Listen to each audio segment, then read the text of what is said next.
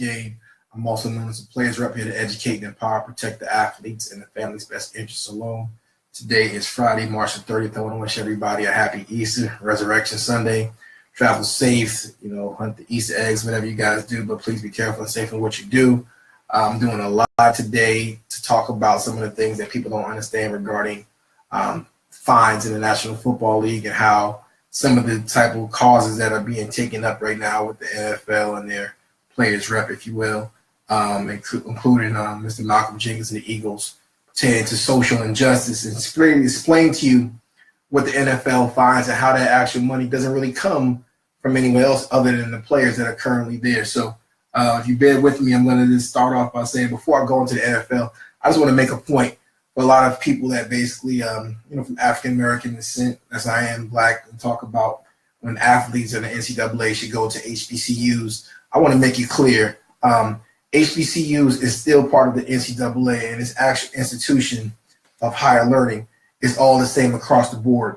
With North Carolina Central did to the 10 females regarding revoking their scholarships and basically telling them that even some of the juniors that, thanks, but we no longer want you here and going to replace 10 out of the 14 players. Once again, it only shows hypocrisy, no matter what the color of the institution, what level of the institution, that sports is not a game, it's all business.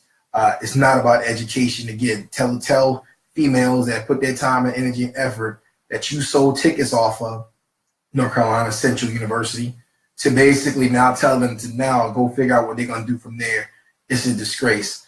At the end of the day, that's going in the files as institutions that literally show that outside of the dollar that you actually generate in revenue for, you really could care less what happens to these young men, females, or their parents in regards to that. I spend half of my days consulting parents about how not to basically put themselves in an unreputable situation pertaining to how they feel about the institution that when they signed off on it from their daughters or sons that they didn't expect or was not told or did not get the full scope of what things are going to be taking place. So once again, you showed your colors, North Carolina Central University.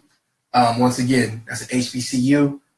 10 girls that are on the basketball team no longer will be there on a scholarship. So regardless of the situation, people got to understand that the NCAA, the NLI currently as instituted, they sign you up where they are responsible. They basically get you commit for 4 years on their terms, and you literally have a 1-year commitment from them.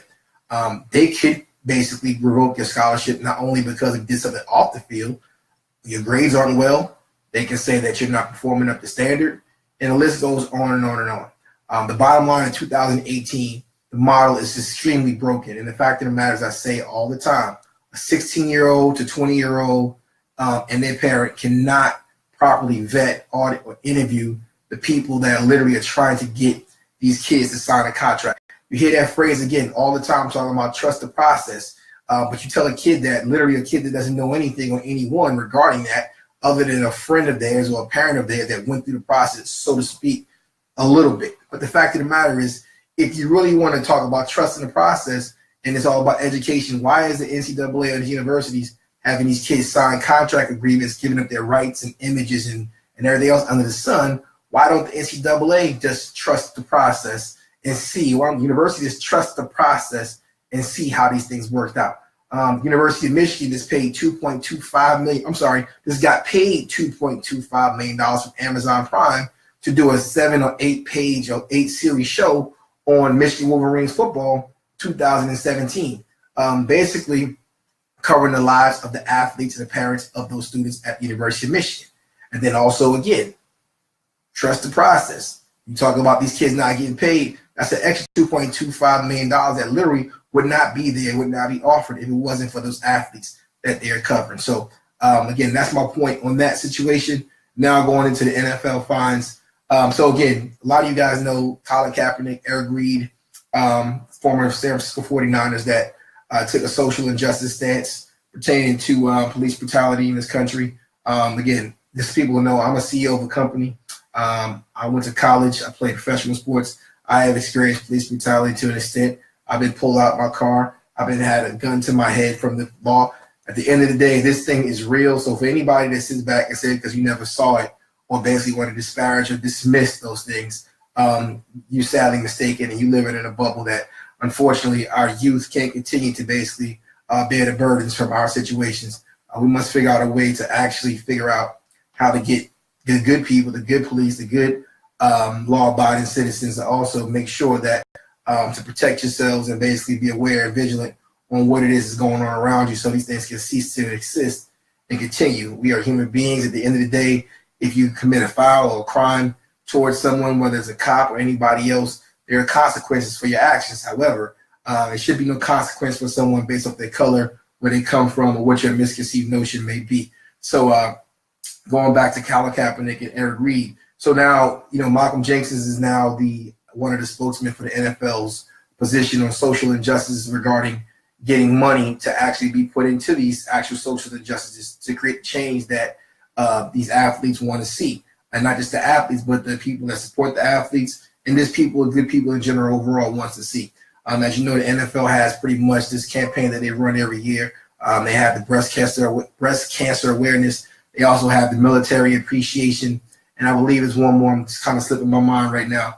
But pertaining to the NFL fines and compared to the NBA, where, again, NFL is a team, but at the same time, you have people that's on these teams that get fined based off who they are. So just to give you an example, in 2017, the NBA, with 831 players with their infractions, they were fined a total of $3 million. I want to be correct and make sure I get this 100% correct. So give me a second. You bear with me.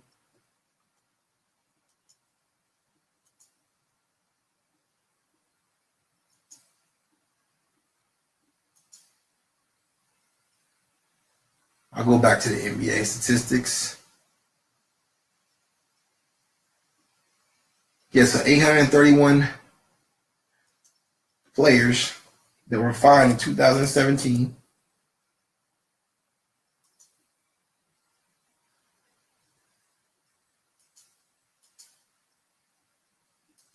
Approximately $3 million.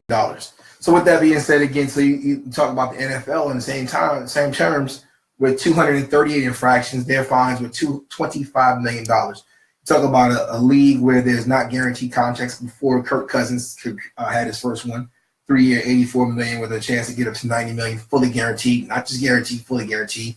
If you guys don't know what that is, if you go back to some of my podcasts, I break down with fully guaranteed versus guaranteed mean.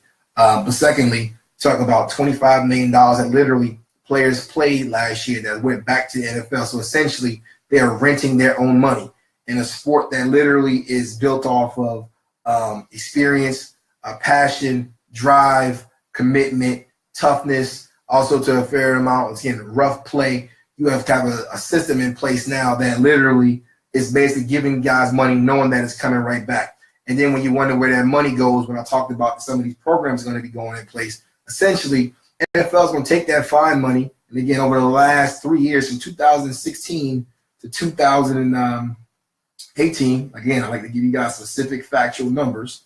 Give me 1 second here, please.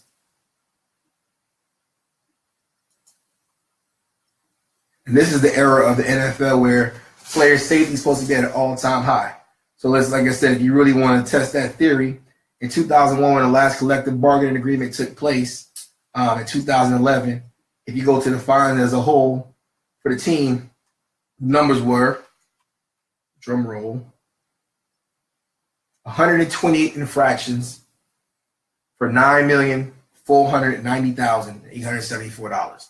That's what their infractions for the NFL in 2011. So you would sense that as the player safety movement, which the NFL is on now, you would figure that things are getting better because you got this world-class coaching, teaching. They talk about how they have all these meetings, these committee meetings, how this trickle down to the NCAA.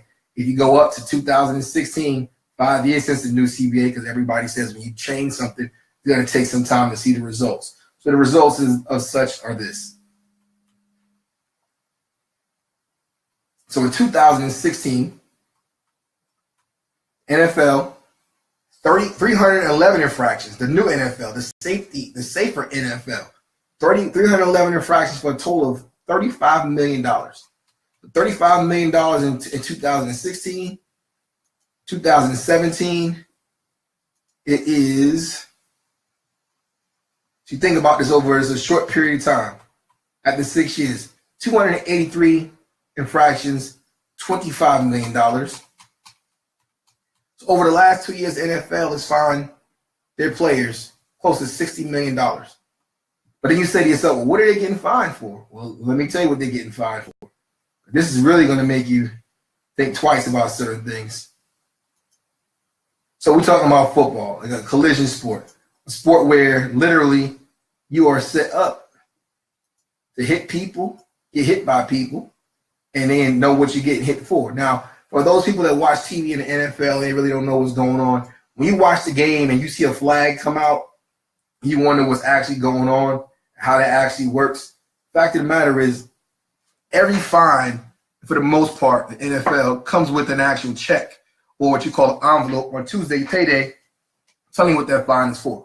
So you might see something that might not seem too serious where you think, oh, okay, face mask, chop block, holding.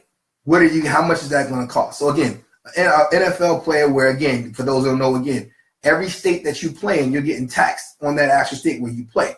A lot of times these guys sign with agents or sign with agencies, end up in California where the tax rate is 35%, 34.9, and also another 13% state tax versus Texas or Florida where there's no state tax. Guys don't understand that. So again, just playing the game aggressive, like I said, aggressive, fast, hard-nosed, how you coach to do it, but your contract's not guaranteed, although the coach that's coaching you, his contract is guaranteed. So again, some of the egregious penalties for the NFL: first offense, physical contact with official, $30,000. Second time you touch an official, $60,000. Now again, verbal, you curse him out, he says something to you, because again, it's not like officials don't ever say nothing negative or don't provoke athletes. That's not like that's never happened before. All my former professional athletes know exactly what I'm talking about. So again, verbal or other non-physical offense against an official, $24,000 first offense, second offense, $48,000. So again, that's authority. That's the rule of engagement. I get it. Referees off limits. So we just, okay, fine, no problem. Stay away from the referees, bite your tongue, chew your mouthpiece, do whatever you got to do. But the basic things, you're talking about player safety. Player safety. This is what the NFL is talking about now. Football. Face mask. You go trying to tackle somebody, grab the face mask. A penalty. Oh, I didn't mean to do that. $9,115. First time, second time, you double that. Late hit. Same amount. Spearing. So again, spearing, for those who don't know, you hit somebody in the back with the helmet, and then that's a spear. But again, you could be tackling them, but again, you're using a crown of your helmet, so they consider that egregious foul. So that first penalty is $24,000. The second time you do it is $48,000. Impermissible use of the helmet, including illegal launchings. Once again, helmet, launching. I'm walking right now. I'm walking to you right now.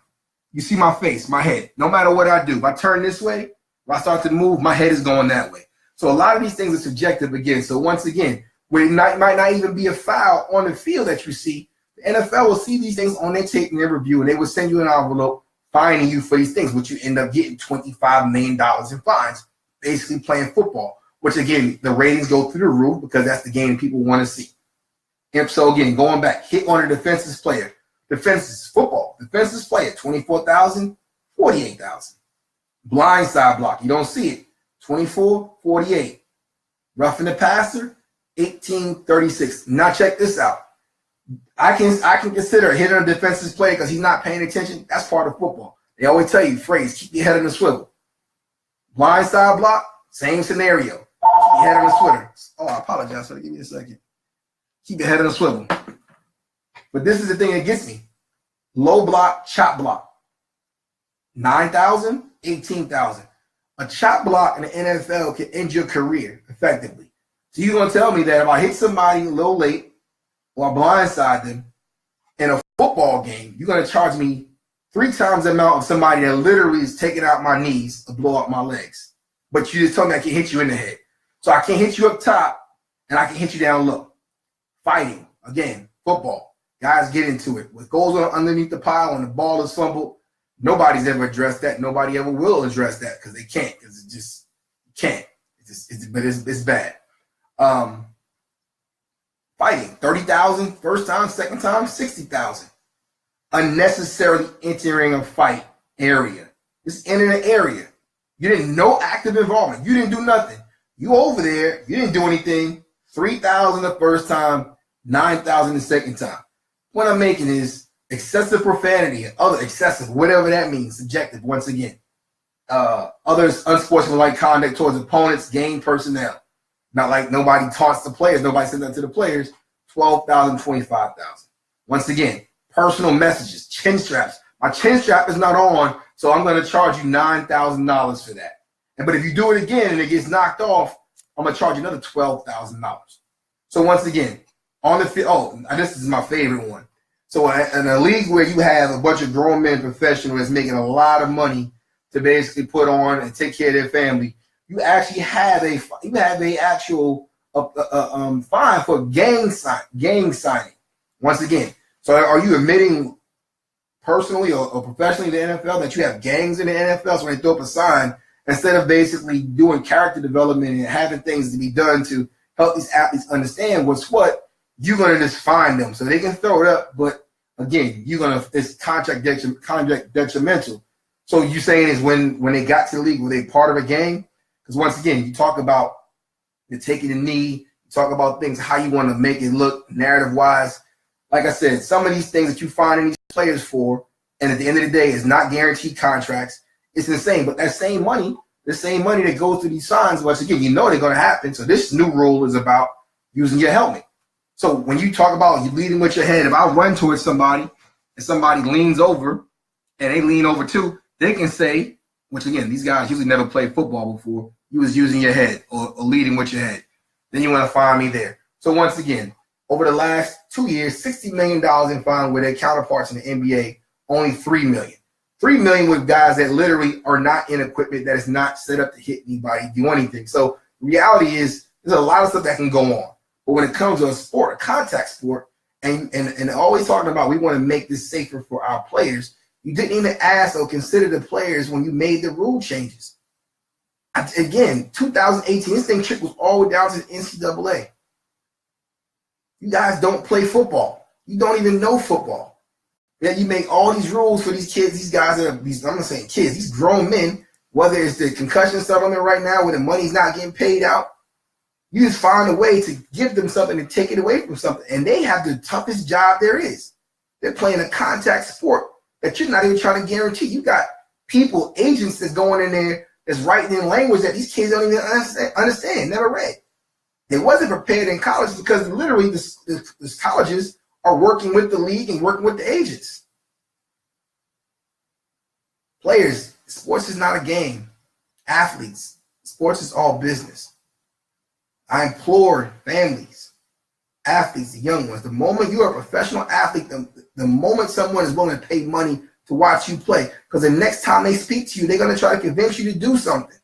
And if you're not prepared to understand the business that you're in, you're going to be that guy that's going to get fined every week because you don't know how to pull your socks up.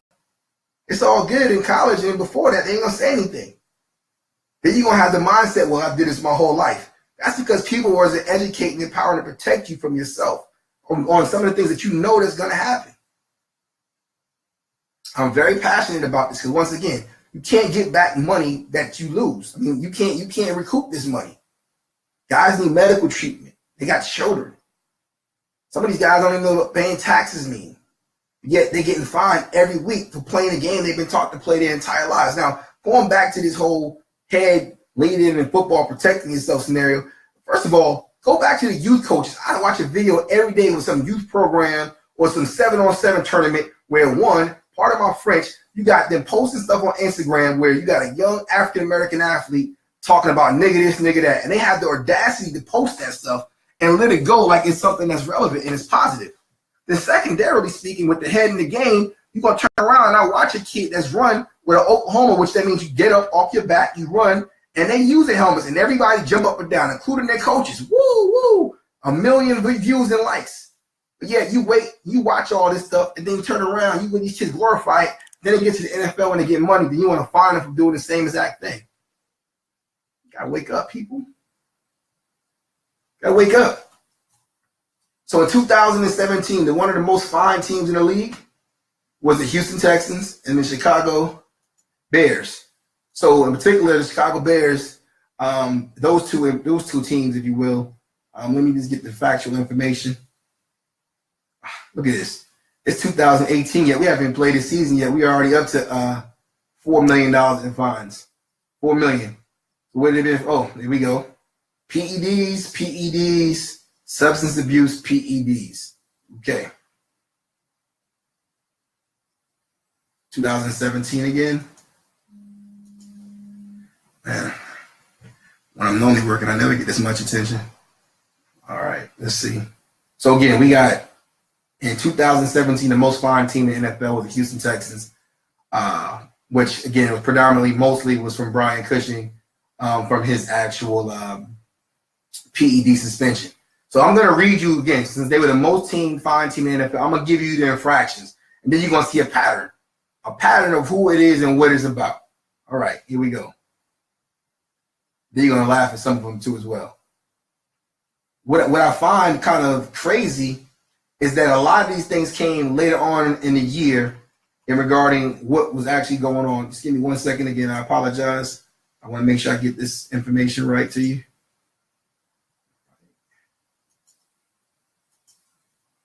As I said, Brian Cushing, he was fined $4,956,000 for PEDs. So the Texans were doing pretty good in the beginning, but that was a major infraction from there. So you find this guy, Zach Cunningham, roughed the passer, $18,000. Another inside linebacker, $18,000 for roughing the passer. He hit Jimmy Garoppolo, and the other one was Russell Wilson. So again, Jimmy Garoppolo and Russell Wilson both running the football. All right. Jonathan Joseph, a cornerback, horse collar tackle against Jacksonville.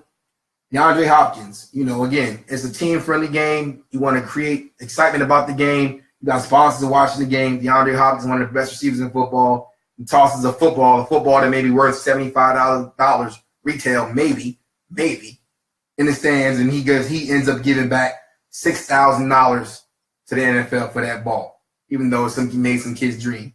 Jadeveon Clowney, face mask, $9,000. Julian Davenport, a tackle, face mask, $9,000. Jonathan Joseph, $12,000 for fighting. So once again, hold on, let's go back to this. So for roughing the passer, it's $18,000 in fines, but for a fight, only $12,000. So again, you look at our simple business, sports is not a game, it's all business. Are you going to have more fights and more roughing or more quits on a quarterback that you can say roughing the passer? I'm not making this stuff up. Sports is not a game. Sports is all business. It's 2018. Athletes need to understand that you're more than an athlete.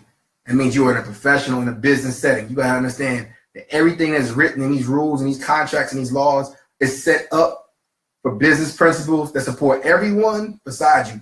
If they didn't, then they would be asking your input.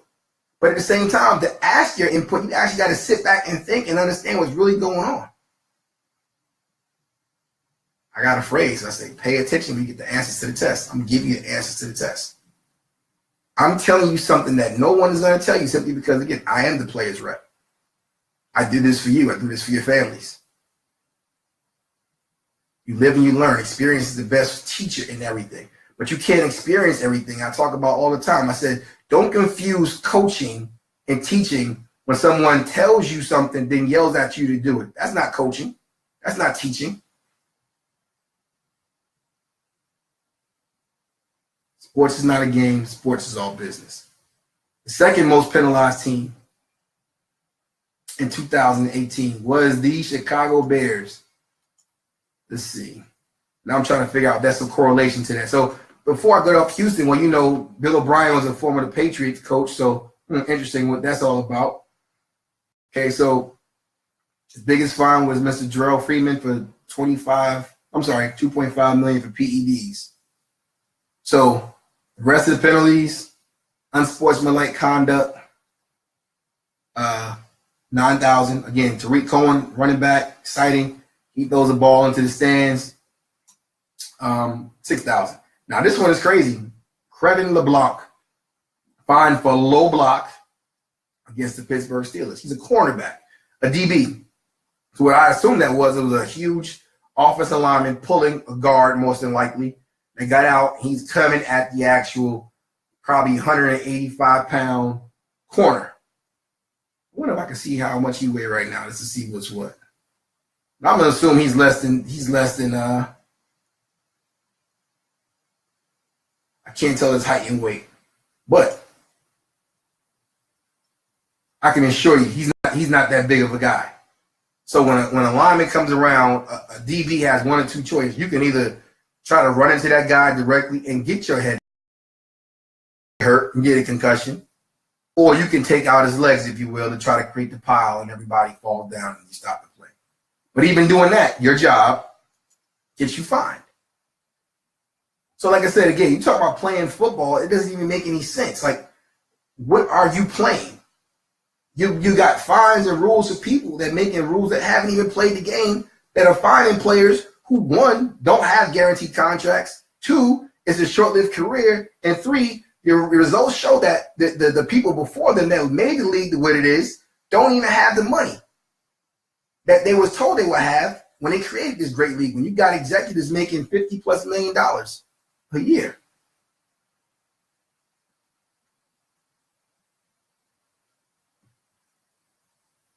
Too many people don't realize without the player, these games don't exist, including the players. I'm the players rep because I realize one thing. Without the players, I don't have a sports business management company. I don't have an advisory firm. I don't have a transition succession for you as the players rep, because without you, I'm not in business. But not only I'm not in business, every sports bar you go to, every Buffalo Wild Wings, every mom and pop restaurant that's on the corner, they got televisions. Every sports club bar on a Friday night, y'all know what it is. Y'all go to the club, y'all sit there, you drink. You can't drink, you sit there, and you watch the games. You get the closed caption and you read it. They out of business. Jersey sales, Christmas, the commercials, the Sprites, the State Farm. They don't give money to the NBA and put the logos on the floor because they like to see who's coaching the game that night, or who's actually refereeing the game that night, who's actually calling the game that night. But guess what? Everybody there's getting a check.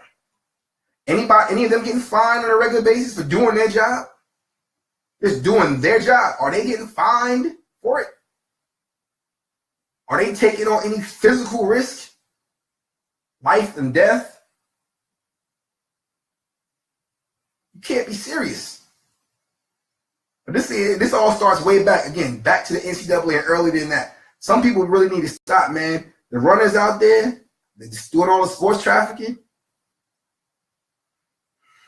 We got plans for you, man. I know y'all out there real smug right now, thinking that y'all untouchable. Every time y'all go and talk to a kid and make a promise to a kid and you buy a kid some popcorn, you buy some sneakers, you basically do certain things that he has to swear and pledge loyalty to you. The NFL draft is coming up. I pray that we don't see anyone like Laremy Tunsil all of a sudden or Garen Conley right before the draft lose millions of dollars because someone they trusted about working with. At the end of the day, when they didn't do what that person wanted them to do, they don't set them up and leak something to the media, the sources. Hope the Adam Schefters of the world and the Ian Rappaports of the world and whoever else all of a sudden wants to hear a story, all of a sudden drop something and says that, you know what, this is why we're drafting this kid later. Because like I said, you can't get that money back. I just taught you the fine schedule in the NFL. And again, the first and second fine is almost guaranteed because the reality is this. You're talking about a game full of emotion, full of passion. If somebody hits me below my knee, one, all right, now he's getting fined. But I'm upset. So I'm going to retaliate. Probably I'm going to pull his face mask. And then I'm going to get fined. Then I pull his face mask. He's going to get mad at me. Then we're going to get a fight. Then we both going to get fined. And NFL going to get all that money. I'm going to leave it there on that. My name is Robert T. Green. I'm the CEO of Pre-Post Game. I'm the players rep here to educate and empower, protect the athletes and families' best interests alone. Check me out on Wednesdays at the African American Athlete Radio Talk Show hosted by Mr. Ricky Hampton. Go on and turn your notifications on the AFAM Athlete. Look forward to talking to you guys soon. God bless you.